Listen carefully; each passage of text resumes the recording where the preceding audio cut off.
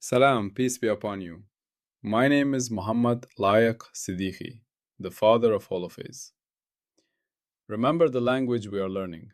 There is one field, phi, the holophase, one continuous cyclic movement from which all of reality unfolds. When phi begins to change, its first derivatives appear, and with them, the three dimensions show themselves at once: time as omega, space as k, and motion as v, built from both. Every higher derivative is a finer question about how phi changes, and each one casts three shadows together: a time shadow, a space shadow, and the motion shadow. These echoes mix and weave into one another, forming the patterns we call fields, particles, bodies, thoughts, and worlds. In this picture, everything that exists is a living tapestry of phi, endlessly echoing through its derivatives and their dimensional shadows. Today, we focus on one essential component of the epistemic firewall. In this Pout 15, we address the formal burden every candidate law must bear: proof obligations for rules. This is the mechanism that shifts the burden of proof from the skeptic to the proponent in a structured, technical way. The skill you will gain is the ability to act as a judge in the court of scientific law, demanding that any proposed rule prove its own credibility through a series of explicit, formal demonstrations before it can even be considered for provisional acceptance. Our core question is, what must every rule prove about itself before it earns even provisional credibility? This question moves us beyond the mere writing of a rule, the meta-language, to the responsibility a rule must shoulder. A rule doesn't become real because it fits data once, or because it is elegant. It earns a license only by meeting a set of explicit proof obligations. These are not empirical tests, those come later, but formal, logical, and mathematical demonstrations about the rule's own internal coherence, identifiability, and testability. The firewall demands these proofs up front.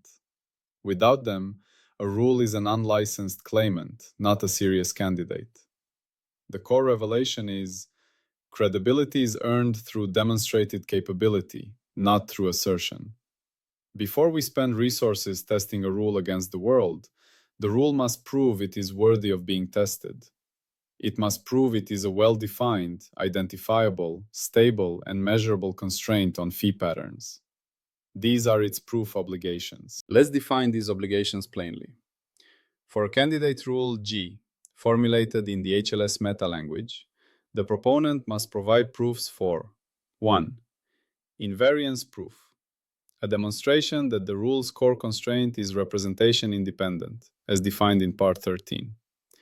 It must be shown mathematically that the rule's physical content is unchanged under allowed transformations of coordinates, gauge, basis, or discretization. This proves the rule is about phi, not about our description of phi. 2. Identifiability proof, a demonstration that the rule's parameters and structure can, in principle, be inferred from a finite set of noisy phi sentences. This is a mathematical argument from inverse problem theory. It answers, given realistic windows W with uncertainty delta, is the rule uniquely recoverable? Or are there many different rules that could produce the same finite data? If it's not identifiable, the rule is a suggestion, not a discoverable law. 3. Stability proof, a formal characterization of the rule's stability radius, as in Part 11. The proponent must provide a mathematical analysis showing how the rule's predictions change under small perturbations of the omega, k, and v conditions. They must demonstrate that the rule degrades gracefully, not catastrophically, at boundaries. This proves the rule is robust, not brittle. 4. Measurability proof, a demonstration that the rule's key quantities, the terms in its triunity clauses, can be linked to possible measurement operations. This is a mapping from the abstract symbols, like curvature or non-abelian connection, to a chain of operations involving instruments, culminating in a quantity with an uncertainty delta. It proves the rule is grounded in possible experience. 5. Feasibility proof or falsifiability proof. A constructive demonstration of the rule's falsification condition. It must show that the condition stated in its HLS metaform is not a logical impossibility or physically unattainable. It must outline a conceivable, albeit perhaps difficult, experiment or observation that could, in principle, produce the falsifying outcome. These 5 obligations form the burden of law.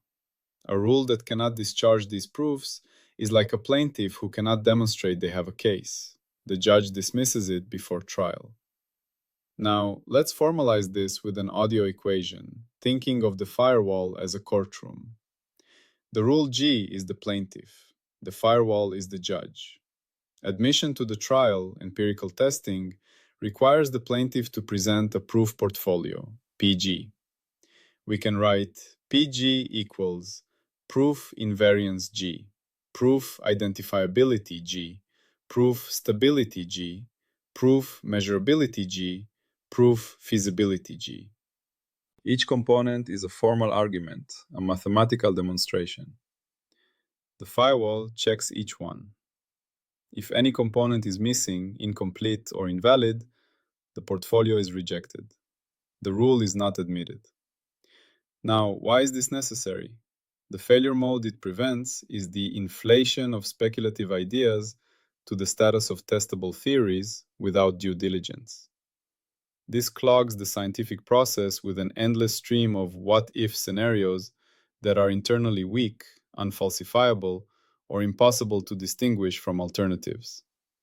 The proof obligations force rigor at the conceptual stage. They separate mathematically mature conjectures from half-baked intuitions. They prevent the tragedy of spending a decade testing a rule that was, from the outset, unidentifiable from any possible data. To understand this, consider the analogy of a complex legal case being presented to a Loya Jirga or a Supreme Court in Afghanistan. Imagine a group brings a claim for the restoration of ancient water rights based on a historical document. The court, the firewall, does not immediately order the redistribution of water, the costly experiment. First, it demands the plaintiffs meet proof obligations. Invariance proof. They must prove the document's meaning is not dependent on a single disputed translation. They must show the core claim, for example, Village A has priority in drought, holds across multiple expert translations and contextual interpretations. This proves the claim is about the historical intent, not a trick of one translator's dialect. Identifiability proof.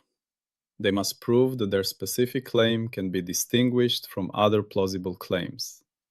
If the document is vague and 10 other villages could make a similar argument from the same text, the claim is not uniquely identifiable and is dismissed as non-actionable.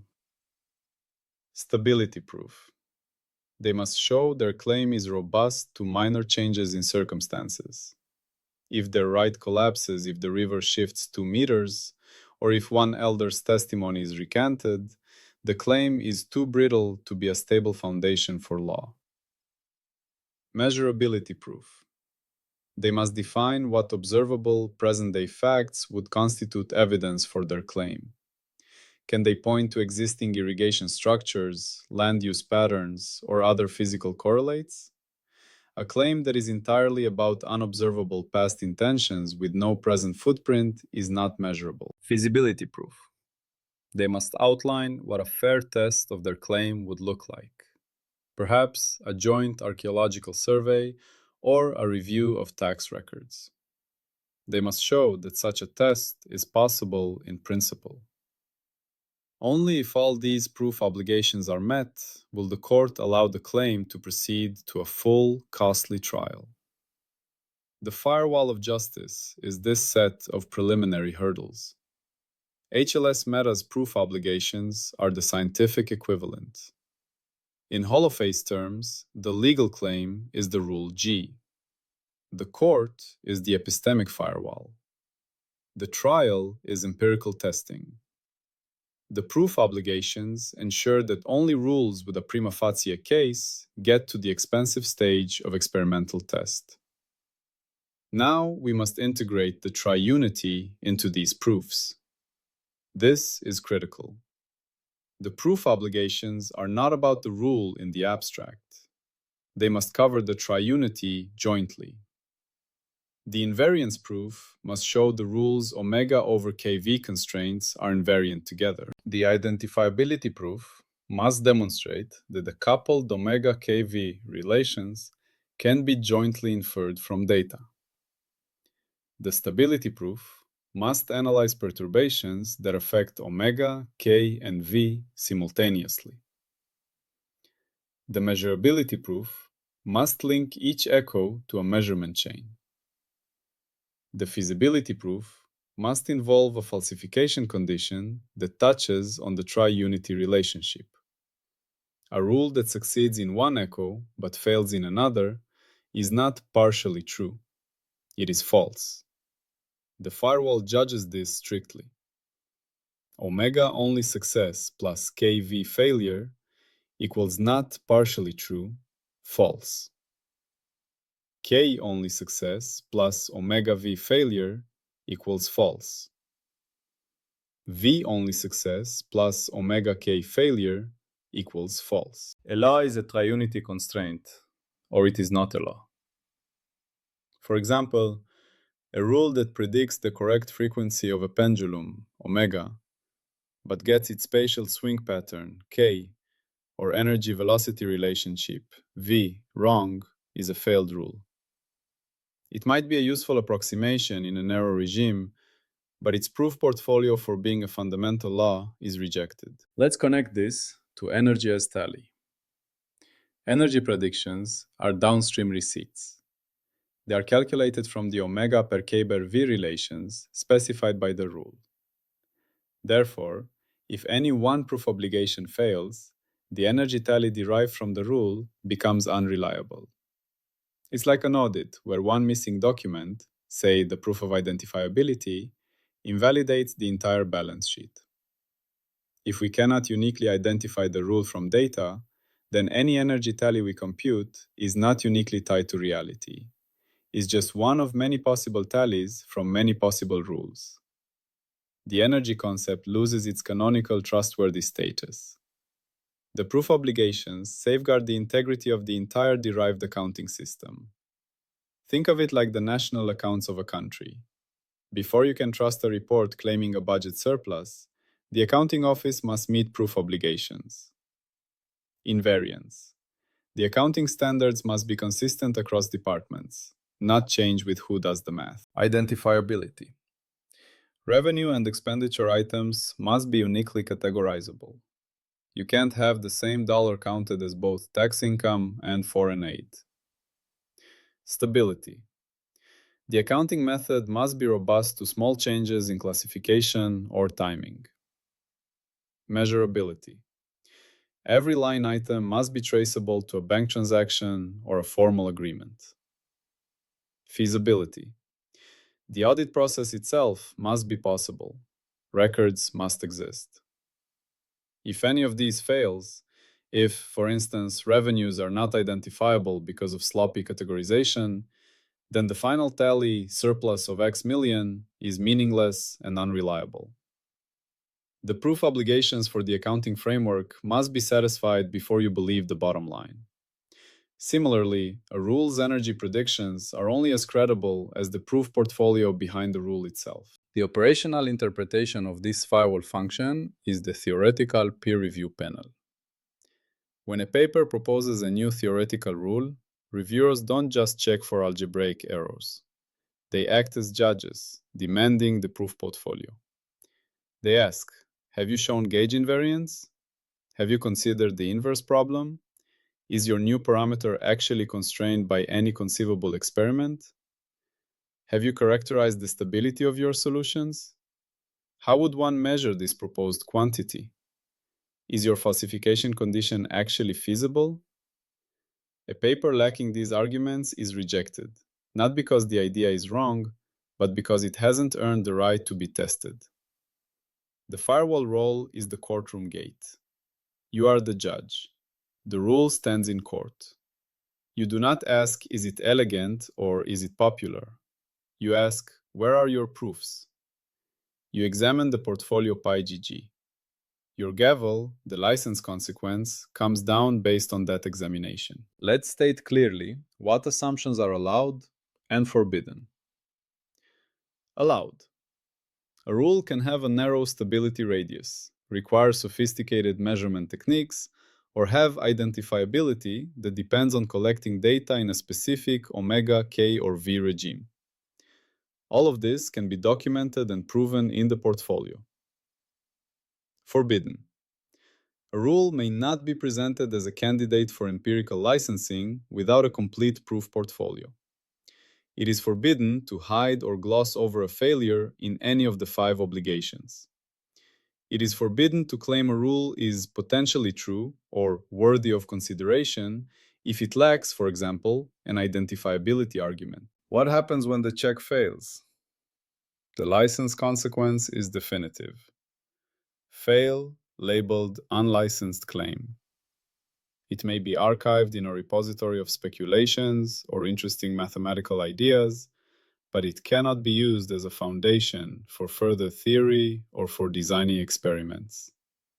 It is barred from the scientific testing pipeline until its proofs are provided. Now, we must state the explicit prediction and falsification for the system of proof obligations. Prediction. A rule that truly satisfies all its proof obligations will continue to make correct triunity predictions, omega k v together, under controlled variation and independent measurement. This is a meta-prediction. The proof portfolio is a pre-commitment to robustness.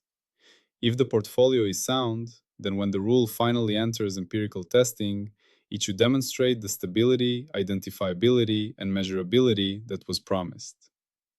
Its empirical survival is predicted by the quality of its preliminary proofs. Falsification condition for the rule's admissibility. If the rule cannot provide a bounded identifiability argument, i.e., it cannot be shown that its parameters can be inferred from finite noisy data, or cannot state and defend a stability radius, it fails admission. The falsification of its candidacy is failure to provide the required proofs.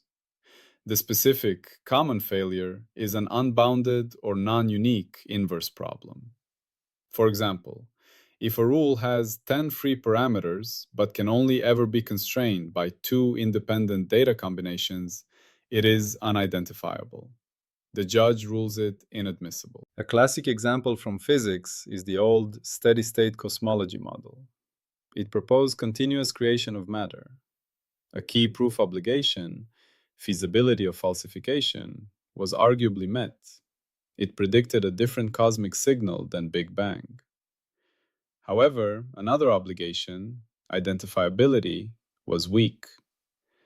The rate of matter creation was a free parameter adjusted to fit observations.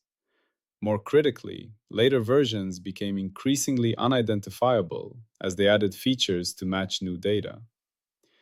Eventually, the model was not so much empirically falsified as it was legally dismissed by the scientific court for failing to provide a robust, identifiable, stable core that wasn't being constantly patched.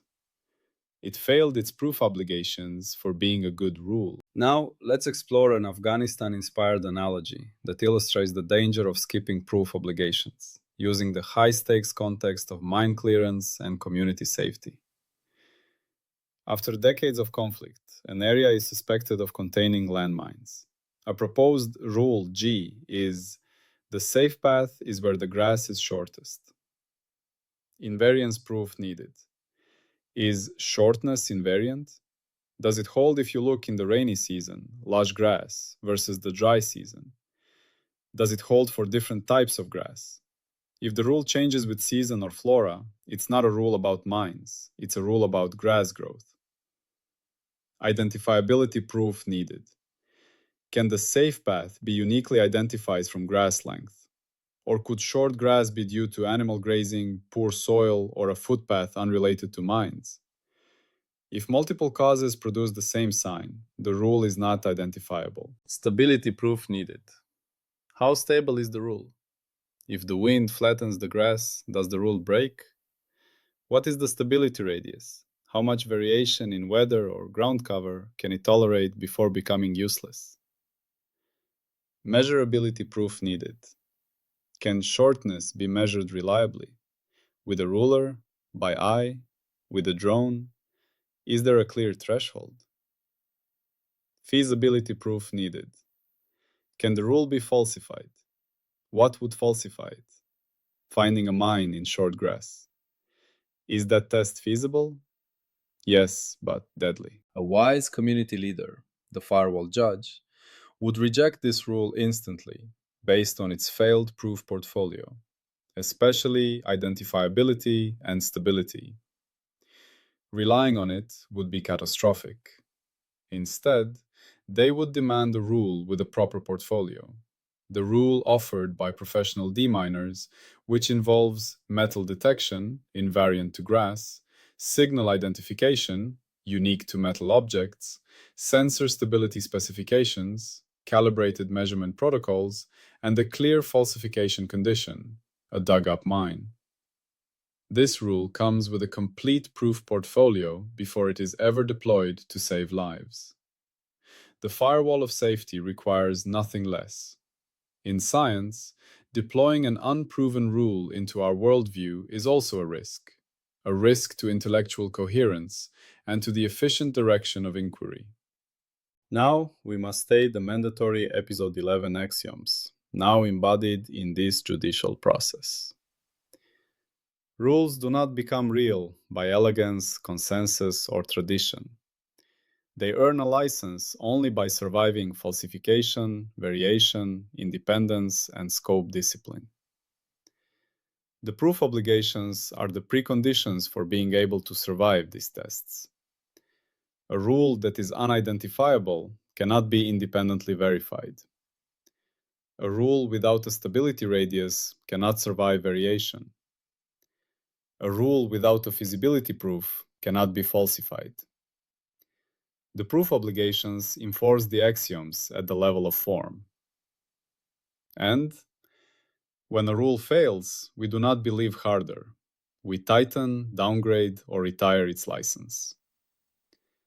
The first and most severe failure is at the proof obligation stage, resulting in a complete denial of license. The skill you gain from this part is judicial rigor in theory assessment. You learn to demand the proof portfolio for any bold new claim. You learn to spot the missing obligation. This theory is elegant, but can its parameters actually be determined from data? Or, this model fits, but is it stable, or is it fine-tuned to the point of brittleness? This skill protects you from being swept away by theoretical cleverness that lacks empirical substance. This has direct application in evaluating string theory, multiverse hypotheses, and certain quantum gravity approaches. The debate often centers precisely on these proof obligations. Is the theory identifiable? The landscape problem. Does it have a non-perturbative stability proof? Is its central prediction, the value of the cosmological constant, measurable in our vacuum? The firewall does not say these theories are wrong. It says that until they discharge these proof obligations, they remain unlicensed claims in the domain of fundamental physics. Interesting mathematical explorations, but not yet candidates for laws of phi. Finally, let's summarize the epistemic function of this part. We have defined proof obligations for rules as the mandatory set of formal demonstrations a rule must provide before being admitted to empirical testing. The obligations are invariance, identifiability, stability, measurability, and feasibility.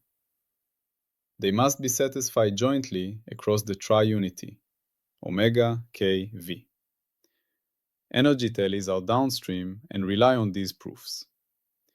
The firewall acts as a courtroom gate, with the user as the judge examining the proof portfolio PG. Rule satisfying its obligations will empirically survive controlled variation. The explicit falsification condition for admissibility is the inability to provide key proofs particularly bounded identifiability. The license consequence is labeling as an unlicensed claim and barring it from the testing pipeline. This strengthens the firewall by establishing a high barrier to entry. It ensures that the scarce resources of scientific attention and experimental effort are focused on ideas that have first proven their own internal merit, coherence, and testability. It is the principle of innocent until proven guilty applied in reverse to ideas. An idea is not credible until it has proven its basic competence. If you want to see the full mathematical derivations and exact equations behind this idea, you can search for Holophase on Zenodo. There you will find the scientific papers that this audio journey is built on. Carry the judicial gavel of proof obligations with you. Let it be your first response to grand new theories. Show me your proofs. This discipline is what keeps the path of science clear and strong. Now we bridge to the next logical step. Even a rule with a solid proof portfolio can still contain a subtle structural error. It can mix categories of things that should not be mixed. Even with proofs, rules can break if they mix categories. Next, type checking. Salam and peace be upon you.